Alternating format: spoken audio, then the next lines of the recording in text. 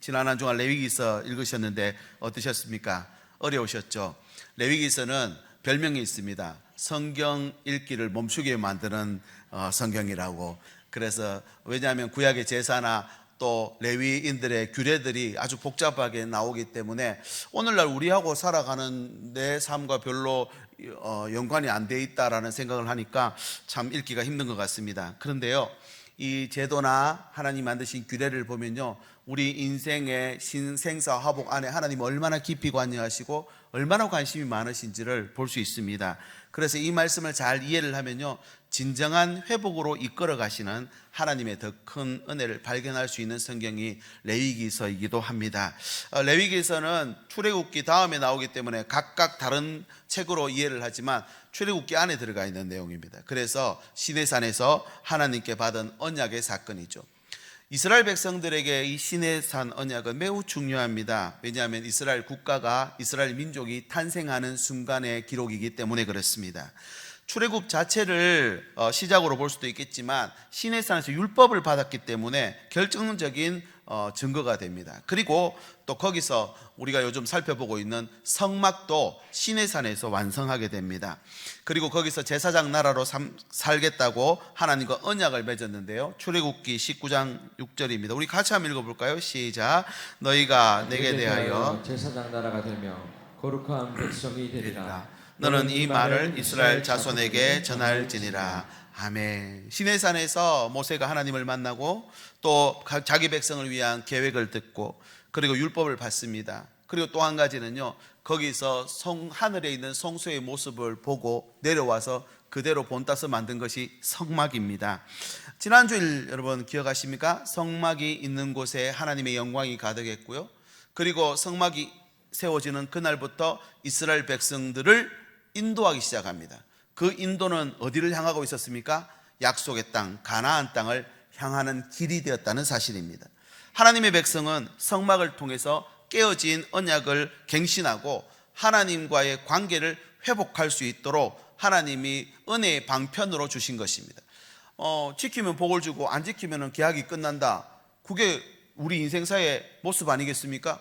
그런데 하나님은 그 깨어지는 것을 감안해서 우리 어린 아이들이 엄마 아빠를 이렇게 찾아야 돼, 혹시 엄마 아빠 잃으면 어떻게 해야 돼 하고 단도리를 하는 것처럼 하나님은 레위기서 말씀을 통해서 언약을 잃어버렸을 때, 언약이 깨어졌을 때 어떻게 해야 하는지 방법을 상세하게 레위기서 말씀을 통해 가르쳐주고 있습니다. 레위기는 이스라엘 백성이 언약 관계 안에서 하나님 앞에 나아가는 방법, 하나님 앞에서 살아가는 방법을 가르치는 책입니다. 이번 주일은 한 걸음 더 나가서 밖에서 본 것이라면 성막을 이제 안에 들어가서 안에 있는 모습을 가지고 우리가 하나님 말씀 나누길 원합니다. 여러분, 우리가 교회 오는 이유가 무엇입니까? 예배 때문 아닙니까? 우리 지하 1층에 예배 마치고 식사할 수도 있고요, 또 여러 가지 모임을 할 수도 있고 친교 모임도 가질 수 있겠지만 우리가 교회에 오는 가장 궁극적인 이유는 예배 때문인 줄 믿습니다. 예배는 왜 드립니까? 이 예배를 통해 하나님을 만나기 때문입니다. 오늘 이 예배를 통해서도 하나님의 음성 듣는 시간 되시길 예수님의 이름으로 축복합니다. 하나님을 만나시면 여러분, 우리를 지으신 그분 앞에 가면 진정한 회복과 하나님이 주신 안식이 우리 안에 임하는 것입니다. 세상 여러 가지 우리에게 힘들고 어려운 일들이 우리 앞에 있습니다만 오늘 하나님을 제대로 만나게 되면 진정한 회복과 치유가 일어난다는 사실을 믿고 오늘 또 예배 안에 들어오는 저와 여러분 되시기를 바랍니다. 하나님을 만남으로 하나님 앞에서 살 수 있는 목적이 생깁니다. 하나님은 저 멀리 계신 분 것처럼 보이지만 하나님을 만나고 싶지만 진짜 어려운 일이 생기면 기도가 잘 안 됩니다. 그럴 때는 어떻게 해야 되는지 우리가 방법을 모릅니다. 여러분, 이럴 때 여러분 어떻게 하나님 앞에 나가야 되는지를 오늘 말씀이 우리에게 가르쳐주고 있습니다. 하나님 앞에서 살려면 필요한 것 3가지 나옵니다. 첫 번째는 문입니다. 문. 레위기는 성막이 완성된 후 하나님의 모세를 부르는 장면으로 시작됩니다. 읽은 말씀 오늘 1절이죠. 제가 읽어보겠습니다. 여호와께서 회막에서 모세를 부르시고 그에게 말씀하여 이르시되. 근데 여러분, 하나님 지금 어디서 계십니까? 회막 가운데서도요, 저 제일 안쪽에 있습니다. 구름 기둥이라 그랬죠. 그림을 한번 보시면요, 이 구름 기둥은 성막에서 가장 깊은 장소인 지성소 위에 있습니다. 모세가 성막의 지성소까지 들어가려면 맨 앞에 있는 성막문, 성소문 통과해서 들어가야만 하나님을 뵐 수 있다는 것입니다. 그래서 성막에는 문이 크게 두 개가 있습니다. 첫 번째 문은 성막 울타리 동쪽에 있는 문으로, 이 문을 통해 들어가면 성막뜰이 보입니다. 성막뜰로 들어가기 위해서는 문을 통해야 되는데요, 이 문이라고 하는 이 히브리어 단어 페타흐라고 하는데 열리는 곳이라는 뜻입니다. 하나님의 은혜가 열리는 곳, 하나님께로 나아가는 통로, 이렇게 의미합니다. 예수님은 제자들에게 내가 문이다 라고 말씀하신 적이 있어요. 요한복음 10장 9절에 내가 문이니 누구든지 나로 말미암아 들어가면 구원을 받고 또는 들어가면 나오며 뭐를 얻는다고요? 꼴을 얻게 된다. 하나님으로부터 오는 은혜를 얻는다는 것이죠. 여러분, 이 성막문은 단순한 출입구가 아닙니다. 하나님과의 만남이 이루어지는 첫 번째 문이라는 것이죠. 여러분, 이 문은 근데 특징이 있어요. 이 문을 통과하는 사람에게는요, 여러분, 제약이 없습니다. 우리가 성막 안에 들어갈 때 굉장한 제약이 있을 거라 생각하는데, 죄 있는 사람도 하나님 앞에 용서를 구하려면 이 문을 통과해서 들어갈 수 있다는 사실이에요. 제사장뿐만 아니라 제물을 가지고 들어가는 백성들이 다 들어갑니다. 다시 말하면 거룩하게 구별되지 못했다 할지라도 속죄의 제물을 드리기 위해서는 들어갈 수 있다는 것입니다. 반면에 두 번째 출입문인 성소의 문은 더 깊은 의미를 가집니다. 성소에 들어갈 때는 제사장이라 할지라도 성소에 들어갈 때는 반드시 물두멍에서 손과 발을 씻어야 했습니다. 그래서 성소 앞에 여기 물두멍, 큰 물두멍이 보이시죠? 거기서 씻고 들어가는 것입니다. 하나님 앞에 설 때는 정결함이 필요합니다. 용서받을 때는 죄를 그대로 가지고 오지만 하나님 앞에 설 때는 다르다는 것이죠. 일반 백성은 말할 것도 없고 제사장이라 할지라도 물두멍에서 씻고 들어가야 합니다. 그러므로 성소의 문은 성막문과 다릅니다.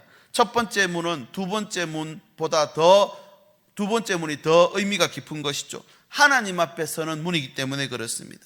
성막이 하나님의 집이라고 표현을 한다면은 첫 번째 문, 성막문은요, 대문이라 할 수 있습니다. 두 번째 문은 현관문이라 할 수 있죠. 그 집에 가려면 현관문까지 통과해서 들어가야 합니다. 두 개의 문을 반드시 지나야 된다는 것입니다. 그래서 성막의 첫 번째 문은 구원을 상징합니다. 누구든지 이 문을 통해 들어가면 하나님의 죄 용서가 우리에게 나타나는 줄 믿으시기 바랍니다. 그러나 구원은 출발점일 뿐입니다.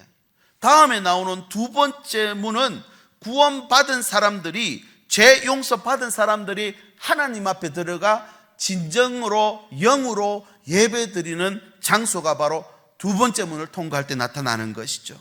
근데 참 아쉬운 것은요, 적지 않은 사람들이 이 구원의 문을 통과한 후에 성막의 마당만 밟고 돌아가는 경우가 너무 많다는 것입니다. 성소 안에 들어와서 하나님 앞에 진정한 은혜를 누리고 영과 진리로 예배하는 자리까지 나가야 하는데 거기까지 못 들어오고 돌아간다는 것입니다. 이런 일들이 이스라엘 백성들에게도 있었습니다. 그래서 이사야서 1장 12절에 너희가 내 앞에 보이러 오니 이것을 누가 너희에게 요구하였느냐, 내 마당만 밟을 뿐이니라, 그렇게 말합니다. 여러분, 우리 신앙도 마찬가지입니다. 두 개의 문이 있습니다. 교회 건물을 들어오고 예배당에 앉아있는 것만으로 충분치 않습니다. 구원받았다고 즉시 완전한 성도가 되는 것은 아니라는 거 여러분 너무나 잘 아시죠? 마당만 밟고 돌아갈 것이 아니라 하나님과의 깊은 교제 속으로 들어가야 합니다. 종교 행위가 아니라 인격적 만남을 이루는 것이 하나님이 우리를 부르신 이유라는 것을 기억하셔야 됩니다. 두 개의 문, 여러분 어떠십니까? 오늘도 이 두 개의 문을 다 통과해서 하나님을 만나고 예배하는 자리까지 들어가실 수 있기를 바랍니다. 혹시 성막 울타리 문만 왔다가 돌아가게 되면요, 이번 한 주간 정말 우리는 마당만 밟고 나온 것밖에 안 될 것입니다. 참된 예배자가 되어서 두 번째 문인 성소의 문을 통과해 들어가는 것. 일반적으로 우리는 주일날 예배 드리면은 한 주간은 이제 좀 안심해도 되겠구나, 하나님 나를 좀 지켜주시겠구나, 하나님 나에게 복을 주시겠지, 이런 생각을 할 때가 있습니다. 그러다가 어려운 일을 만나면 그때부터 딜레마가 오는 것이죠. 하나님 믿고 예배 드리는데 왜 나는 이런 일이 생겼는가? 여러분, 아닙니다. 하나님 앞에 서야 저와 여러분의 인생의 문제가 해석이 되고 이해가 되고 다시 이길 수 있는 힘과 능력 주시는 줄 믿으시길 바랍니다. 그거 받는 거예요. 주일만 교회에 왔다가 돌아가는 것이 아니라 삶 속에서도 이 성소의 자리로까지 들어가는 것이 하나님 앞에 사는 삶입니다. 이 문을 지나는 것은 하나님께 나아가기 위한 적극적인 결단이 필요합니다. 구원은 정말 우리가 필요합니다. 정말 죽기 직전에는 누구나 하나님 찾습니다. 정말 힘들고 어려운 일이 생기면 하나님 도와주세요. 부처님이 계시면 도와주세요. 아니 어떤 신이라도 괜찮으니 도와주세요. 다 그렇게 됩니다. 구도자가 된다는 말입니다. 그런데 잘 보십시오. 이 문을 지나가는 것은 하나님을 찾게 되는 것입니다. 구원은 그렇게 누구나 찾는 것이지만 진정한 예배를 드리러 들어가는 이 문은 결단이 필요하다는 사실입니다. 예수님은 그래서 이 문은 길이라 그랬습니다. 요한복음 14장 6절 예수께서 이르시되 내가 곧 길이요 진리요 생명이니 나로 말미암지 않고는 아버지께로 올 자가 없느니라 라고 말합니다. 마치 이스라엘 백성이 출애굽 후에 바로 가나안 땅으로 들어간 것이 아니라 광야에서 이 40년 이 광야 생활을 거쳐야 했던 것처럼 말입니다. 구원은 단번에 이루어집니다. 그러나 성화는요 평생을 거쳐서 이루어 가야 하는 과정이라는 사실을 잊지 마십시오. 만일 아직도 첫 번째 문만 들어왔다가 그냥 가시는 분이 계신다면 오늘 이 말씀을 통해 성소 문 안으로 들어가 더 큰 하나님의 은혜를 누리실 수 있기를 예수님의 이름으로 축복합니다. 두 번째는 예물입니다. 예물. 성막문을 통과하면 제일 먼저 만나는 것이 번제단이거든요. 여기서 뭐 할까요? 예물을 바치는 것입니다. 예물을 준비한 자는 누구나 이 성막 안에 들어올 수 있습니다. 2절 말씀 볼까요? 이스라엘 자손에게 말하여 이르라 너희 중에 누구든지 여호와께 예물을 드리려거든 가축 중에서 소나 양으로 예물을 드릴지니라 이렇게 되어 있습니다. 예물, 코르반이라고 하는데요 가까이 나아가다는 뜻입니다. 간격을 좁힌다는 말이라기보다는 하나님과의 관계가 더 친밀해지고 가까워지는 의미를 가집니다. 그래서 내가 하나님하고 완전히 하나가 되고 가까워지면요 내 음성을 들으십니다. 내 한숨도 하나님께서 인지를 하십니다. 내가 또 하나님이 뭐라고 말씀하신지 금방 하나님의 뜻을 깨닫습니다. 반대로 하나님과 멀어지면 어떻습니까? 하나님을 믿는다고 하지만 내 삶과 하나님의 삶이 상관이 없어지는 것이죠. 그래서 하나님은 예물을 통해서 하나님과의 관계를 더 가까이 만들어 가도록 방편을 주셨다는 것입니다. 그래서 지금 이 예물은요 어떤 의미를 가지고 있느냐가 굉장히 중요합니다. 오늘도 예배드리러 오실 때 예물을 드리는 분들 계시죠. 이 예물이 나에게 어떤 의미가 있나 하는 것입니다. 당시 예물은 자기가 준비해야 됐고요 자신이 흠 없는 예물을 준비해야 했습니다. 3절 앞부분에 보면 흠이 없어야 된다 되어 있거든요. 먼저 제 예물을 준비했다는 사실은 일단 자기 죄를 깨달았다는 걸 의미합니다. 하나님과의 관계의 회복을 해야 되겠다라고 생각을 하기 때문에 예물을 가져왔다는 거죠. 이렇게 단절된 관계를 회복하기 위해 드려지는 예물이요 소나 양이라고 되어 있는데요 일반적으로 소는 너무 덩치가 크고 또 부담이 되는 예물이기 때문에 어린 양 1년 된 어린 양을 바치도록 일반적으로 그렇게 정의되어 있습니다. 그리고 예물을 바치기 위해 짐승을 죽이는 자는 바로 당사자 본인입니다. 자신에게 얼마나 중요한 의미인지 담고 있어야 한다는 뜻이죠. 본인이 직접 예물을 잡아서 드리는 것. 1년 된 어린 양을 한번 생각해 보십시오. 그런데 오늘 2절에 보니까 가축 중에서 이렇게 되어 있거든요. 자식 같은 새끼 양을 품에 품고 집에서 나올 때 심정이 어떻겠습니까? 게다가 지금 곧 이 양을 죽여야 돼요. 자기 죄를 뒤집어 씌워가지고 죽여야 돼요. 여러분 이런 마음을 이해를 하시겠습니까? 요즘도 집에 반려동물 우리 많이 키웁니다만 그 동물이 죽어도 가족이 죽은 것처럼 슬픕니다. 여러분 트라우마에 시달립니다. 하물며 가족같이 기르던 그 양을 그것도 자기 때문에 바치는 심정은 오죽하겠습니까? 이렇게 제물은 그 사람에게 중요한 의미를 가지게 될 때에 진짜 진정한 예물이 된다는 것입니다. 하나님도 우리에게 선물을 주셨죠. 우리는 예물을 드리지만 하나님 우리에게 선물을 주셨습니다. 하나님과 우리와의 관계를 표하는 것이죠. 어떤 선물입니까? 세례 요한이 하나님의 아들 예수님이 이 땅에 오신 걸 보고 이렇게 고백합니다. 요한복음 1장 29절 보라 세상 죄를 지고 가는 하나님의 뭐라고요? 어린 양이라. 하나님이 준비한 우리를 향한 선물은 독생자 예수 그리스도 하나밖에 없는 대체 불가능한 자신의 아들을 우리에게 주셨다는 것입니다. 이것이 하나님이 우리와 관계를 설정하는 방법이었다는 것입니다. 대체 불가능한 하나밖에 없는 그 아들을 우리에게 주시며 너는 내 아들이라, 그렇게 하나님이 우리와의 관계를 설정하셨다는 겁니다.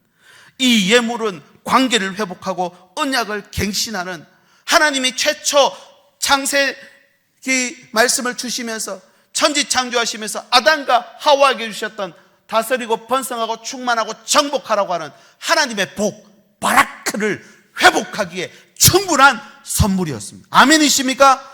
그 선물이 우리를 자유케 합니다. 우리를 살아나게 합니다. 그렇게 이스라엘 백성들이 하나님께 자신에게 진짜 의미 있는 예물을 올려드렸고 하나님이 그 예물을 받으시며 그런 친밀한 관계였었는데, 그런데 말입니다, 시간이 지나서 나중에 보니까 이스라엘 백성이 멸망했잖아요. 북이스라엘 남녀 다 멸망했습니다. 왜 그랬는지 아십니까? 온전한 예물이 없었기 때문입니다. 사실은 그런 징조가 이스라엘 역사에 나타납니다. 엘리 제사장의 아들 홈니와 비느하스가 하나님께 드려지는 예물을 함부로 다루다가 결국은 블레셋과의 전투에서 그날 하루에 1시에 하나님이 예언하신 대로 다 죽고 말았습니다. 결국 법궤도 뺏기고 말았죠. 그 소식을 들었던 아버지 엘리 제사장은 넘어져서 목이 부러져 죽었다 했습니다. 이 일을 사무엘상 2장에 이렇게 증거하고 있습니다. 2장 17절, 이 소년들의 죄가 여호와 앞에 심히 크면 그들이 여호와의 제사를 어떻게 했다고요? 멸시했기 때문이라는, 온전한 예물이 안 됐기 때문이라는, 그렇게 말씀합니다.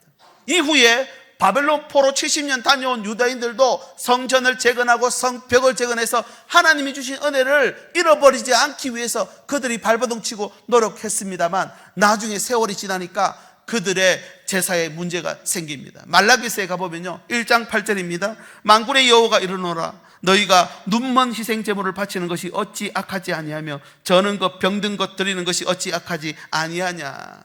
예물이 잘못됐다는 말이죠. 그런데 이게 400년 후에 예수님 당시에도 똑같이 재현되어 있습니다. 예수님이 그 예루살렘 성에 올라가니까 성전에서 물건을 사고 파는 거예요. 유월절 제물 드리기 위해 성전 밖에서 돈을 주고 사서 드리고, 그러나 그들은 파는 제물은 구별되지 않았다는 것입니다. 그래서 누가복음 19장 45절, 성전에 들어가사 장사하는 자들을 내쫓으시며 그들에게 이르시되 기록된 바 내 집은 기도하는 집이 되리라 하였거늘 너희는 강도의 소굴을 만들었도다 하며 예수님이 분노하셨습니다. 거룩한 절기를 이용해서 장토로 만들어버린 환전상들과 재물 파는 자들은 대목입니다.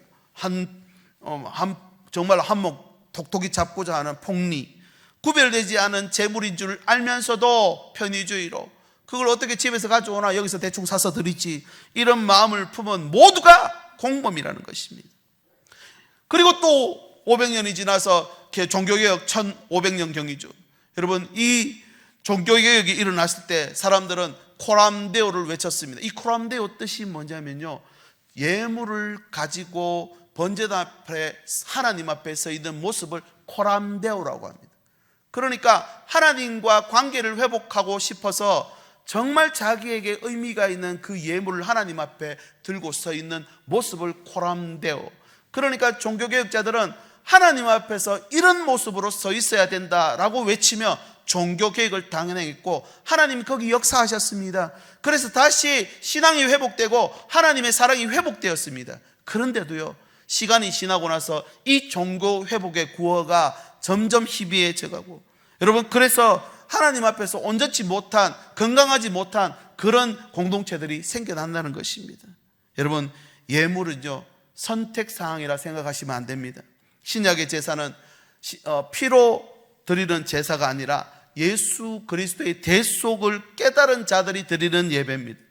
짐승 피 대신에 오늘날은 어떻게 합니까? 세례를 주면서 죄의 고백을 하도록 합니다. 구원의 첫째 관문을 통과하는 예식을 피로 드리는 게 아니라 고백으로 하도록 되어 있죠.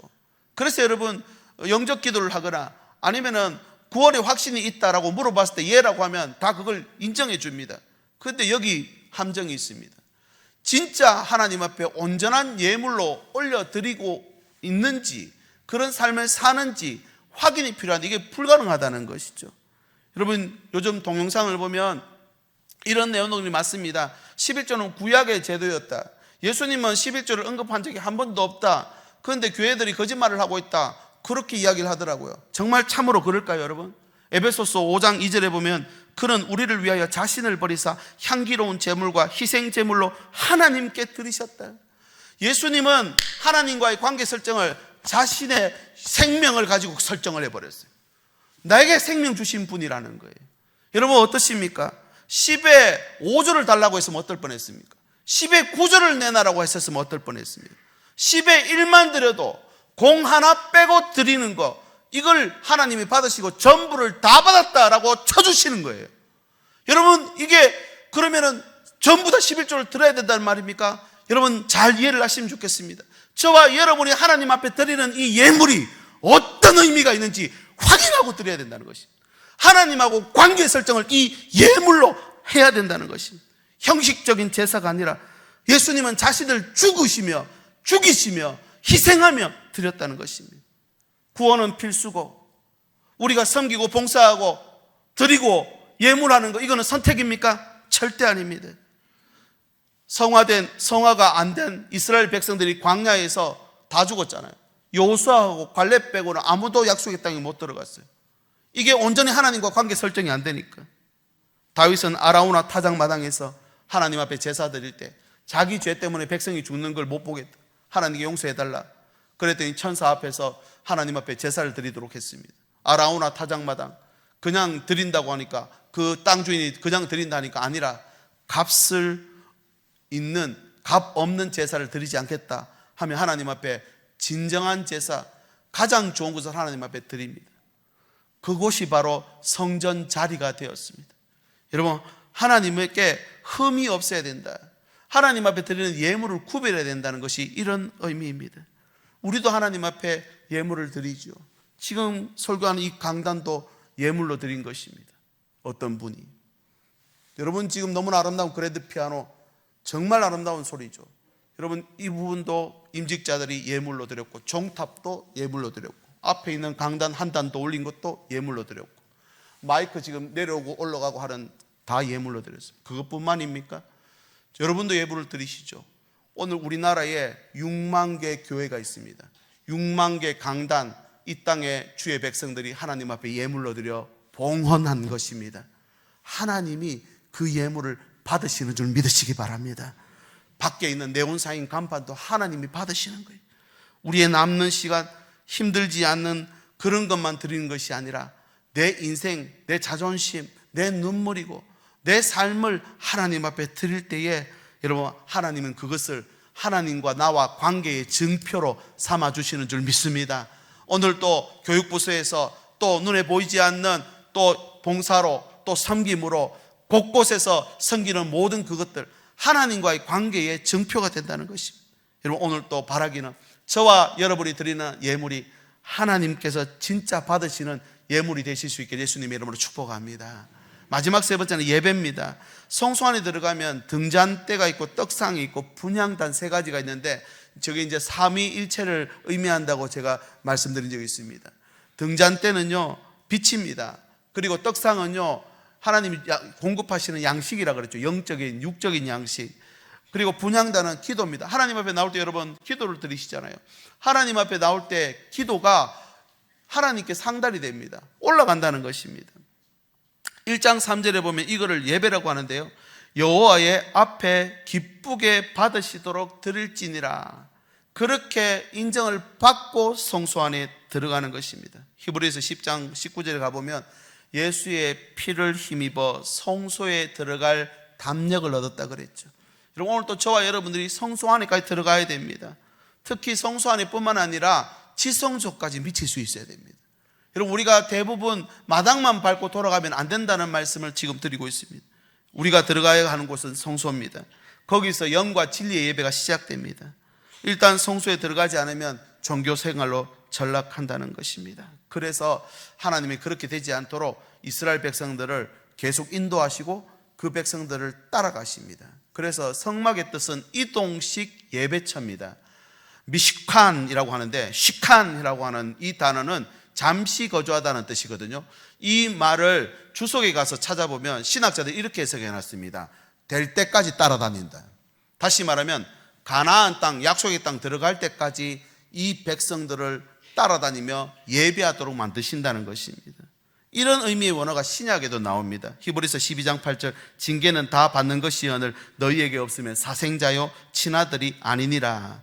그러니까 자녀를 양육하고 훈육하는 것처럼 징계가 오는데 이 징계의 이 원어는 파이데이아라고 해서 하나님께서 자라게 만들도록 훈육을 하도록 우리 자녀들 계속해서 훈육을 하고 자라게 만듭니다.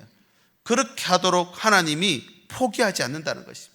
이스라엘의 광야 생활 동안 하나님이 성막을 통해서 그들을 만들어 가신다, 세워 가신다, 성화시켜 가신다.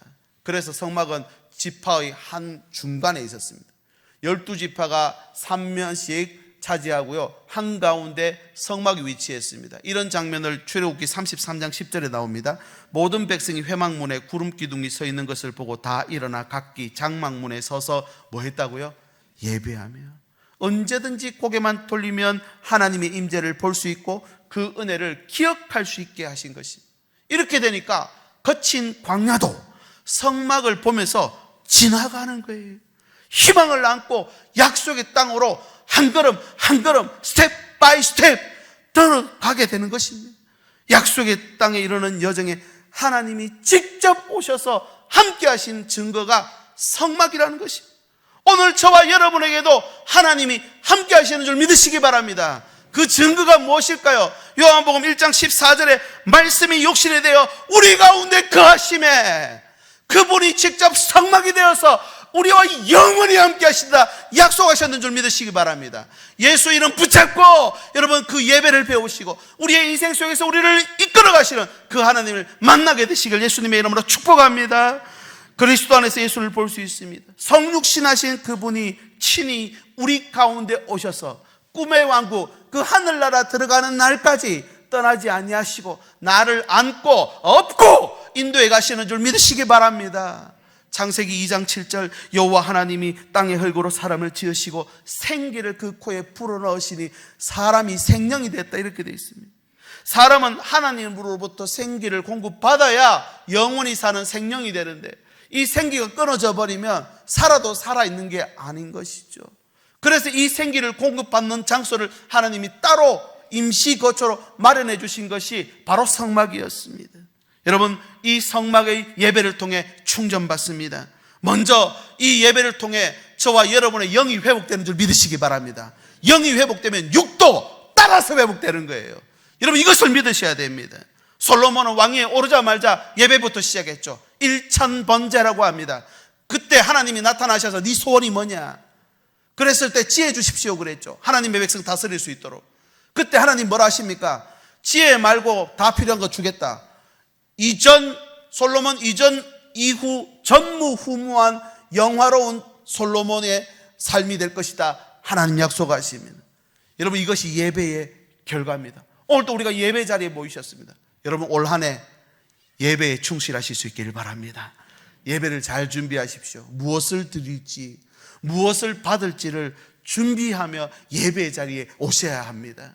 그리고 예배하는 삶이 가장 수준 높은 삶입니다.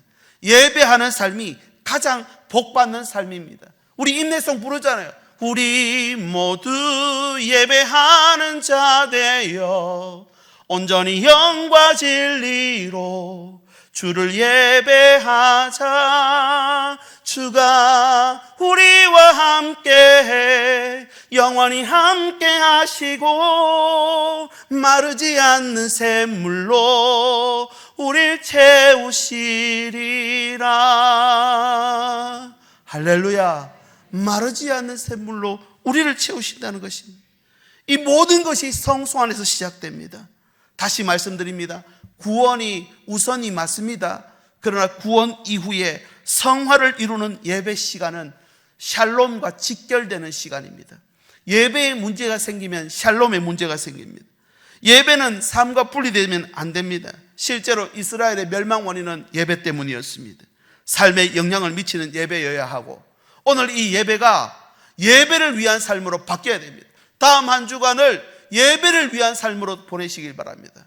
예배의 생활화, 생활의 예배화, 그래야 교회 밖에서도 하나님의 빛과 소금이 되는 것입니다.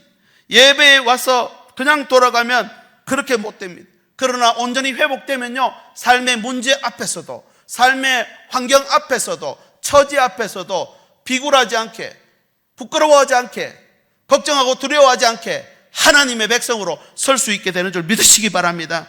여러분, 그래서 성막에는 반드시 예배자까지 나오는 필요하다는 것입니다. 그런 자세가 필요하다는 것. 이제 말씀을 맺습니다. 세 가지 정리해서 말씀드립니다. 1번, 첫 번째 문을 통과하는 것은 구원의 시작입니다. 2번, 두 번째 문을 통과하는 것은 거룩한 삶의 시작을 의미합니다. 3번, 같이 읽어볼까요? 시작. 그리고 성소에 들어가 하나님 앞에서 예배하는 것이 바로 신앙의 완성입니다. 아멘이십니까? 여러분, 그렇게 신앙의 완성 단계까지 가셔야죠. 이제 함께 기도하고 이 찬양을 드리고자 합니다. 여러분, 지금 어디서 계십니까? 하나님은 우리에게 더 깊은 곳으로 들어오라 하십니다. 들어오라, 지성소로 오라. 지성소까지 들어오라는 거예요.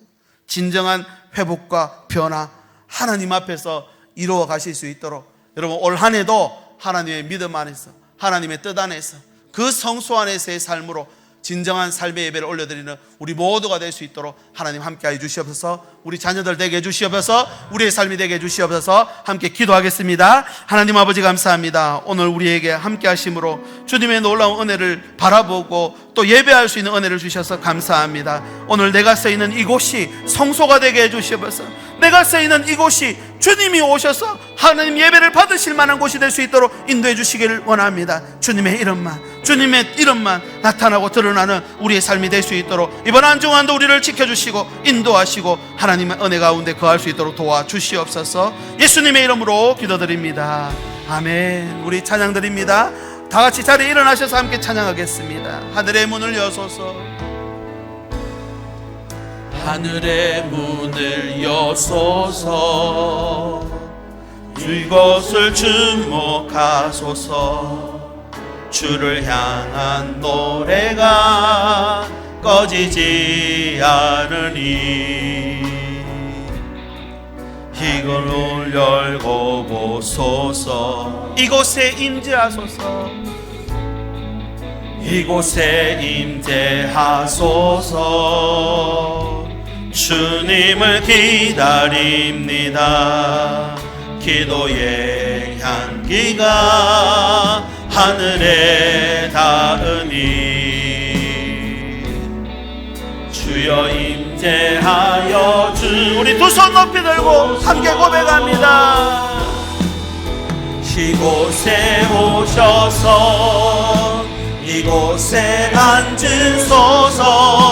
이곳에서 드리는 예배를 받으소서. 주님의 이름만이 오직 주의 이름만. 이곳에 우리 한 번 더 믿음으로 선포합시다. 이곳에 오셔서 이곳에 앉으소서. 이곳에서 드리는 예배를 받으소서. 주님의 이름만이 오직 주의 이름만 이곳에 있습니다. 하나님 아버지, 우리가 어디에 서든지 어느 곳에 있든지 그곳이 예배의 자리가 되게 해 주시옵소서. 우리를 거룩한 예배자로 만들어 가신 하나님 찬양하고 높여드립니다. 우리가 모든 살아가는 삶의 현장 속에서도 주님과 동행하며 참된 믿음을 가진 하나님의 백성 다 되게 인도하여 주시옵소서. 이 땅의 교회와 성도들을 기억하시고 세상의 유혹과 시험 속에서도 믿음을 지키며 빛과 소금의 역할을 감당하도록 하나님 은혜 주시길 원합니다. 육체적으로 아픈 자들에게 치유를 허락하여 주시옵시고 마음이 상한 자들에게 위로를 주시고 경제적으로 어려운 자들에게 길을 여시며 가정과 직장과 삶의 모든 자리에서 하나님을 경험하는 예배의 자리 되게 인도하여 주시옵소서. 헌금을 위해 기도합니다. 귀한 예물을 주님 앞에 드리는 손길을 기억하시길 원합니다. 주의 헌금, 감사헌금, 선교헌금, 11조 헌금, 목적 헌금, 또 각양 제목으로 드리는 모든 헌금 하나님 나라를 위해서 온전히 사용될 수 있도록 주께서 인도하여 주시옵소서. 특별히 물질적으로 어려운 성도들에게 은혜를 베푸시고 저들의 필요를 채우셔서 진정 하나님이 받으실 만한 온전한 예물 하나님 앞에 드리는 거룩한 삶으로 하나님 만들어 주시옵소서. 우리 주 예수 그리스도의 은혜와 하나님의 사랑과 성령의 교통하심이 오늘 또 하나님 앞에서 예배자로 살기로 다짐하며 머리 숙인 사랑하는 주의 백성들 위해 저들의 가정과 일터와 자녀들 위해 항상 함께 계시기를 간절히 축원하옵나이다. 아멘.